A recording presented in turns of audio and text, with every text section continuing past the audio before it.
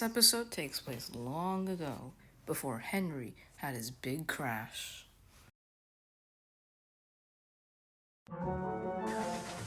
James's special coal. James was cross. Sir Topham Hatt had sent him to collect a Welsh coal for Henry. He grumbled as the truck bounced behind him. It's not fair. I have to cover Henry's trains when he's sick, and now I'm his errand boy? Ridiculous. When the Welsh coal arrived, Henry was delighted. He'd never felt so well in his life. Sir Topham Hatt had signs placed near the coal bunker which read, "Special Welsh coal for Henry only." The other engines understood and respected this, all except James.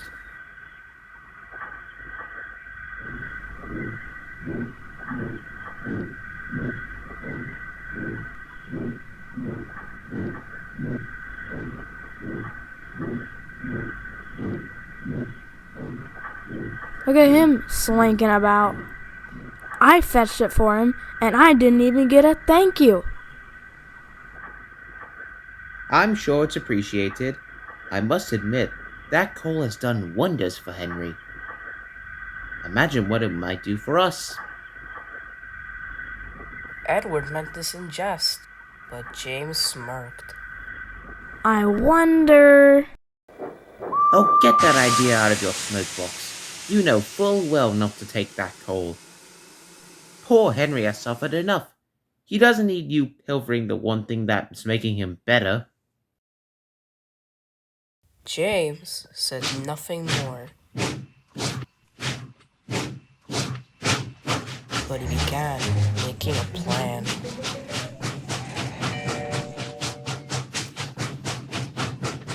Over the next few days, James pestered his crew about the coal. No matter how he asked, the answer was always no. But James was persistent and wouldn't relent. "He's insufferable," said the driver. "Perhaps we should just give him some coal."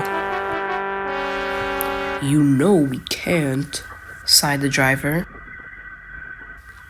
Then an idea struck the fireman. Unless... The fireman smirked and whispered his idea to the driver.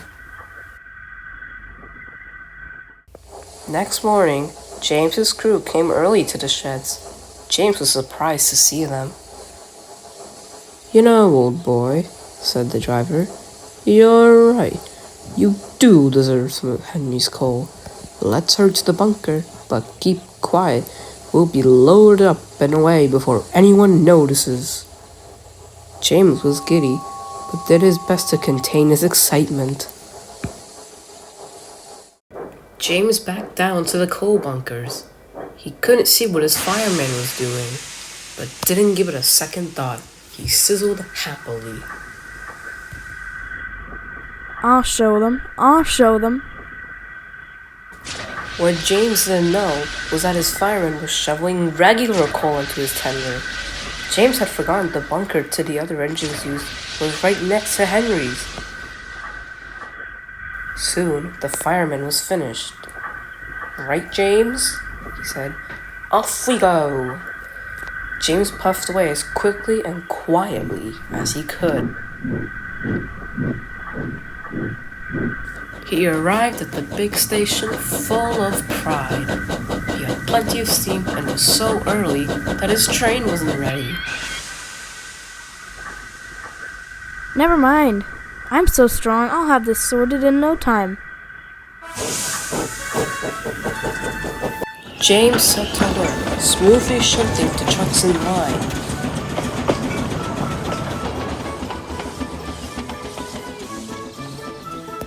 The trucks were surprised, but didn't want to jeopardize the newfound respect they would receive. Soon all was ready, and the guard blew his whistle. Here we go.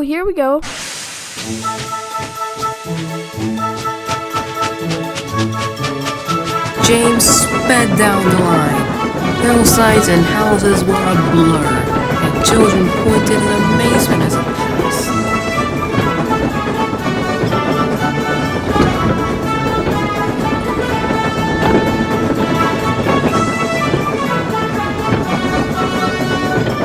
James was early at every station, made no fuss about shunting, and seemed to leave as quickly as he came. Every passing engine was quite surprised.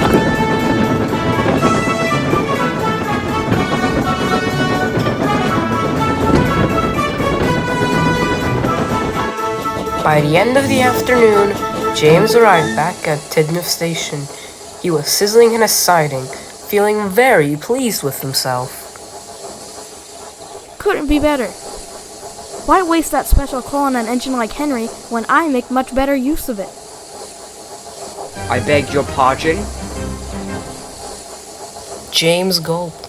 Walking towards him was Sir Topham Hatt. I had come to congratulate you on your fine work today, but it appears we have another matter to address. James was worried. Well, as far as I'm aware, only Henry is permitted to use that coal. Now, is your name Henry? No, sir. Sir, it isn't. Then why did you take that coal? At that moment, James's crew appeared. Pardon me, sir, but you've got it all wrong. By the time he'd explained the trick, James was aghast. So all day, I've been using regular coal? The driver, fireman, and even Sir Topham Hatt burst out laughing. James blushed. Well, James, I must apologize for my previous assumption. You did a splendid job today, and hard work does not go unappreciated on my railway. As such, you will continue with the goods for the remainder of the week. Now that we know what you're really capable of, it should prove no challenge for you.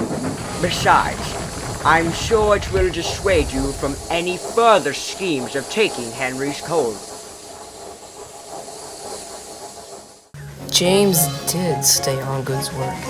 He hated it, but wasn't about to disappoint Sir Topham Hatt. He worked hard all week and was thankful when it was over.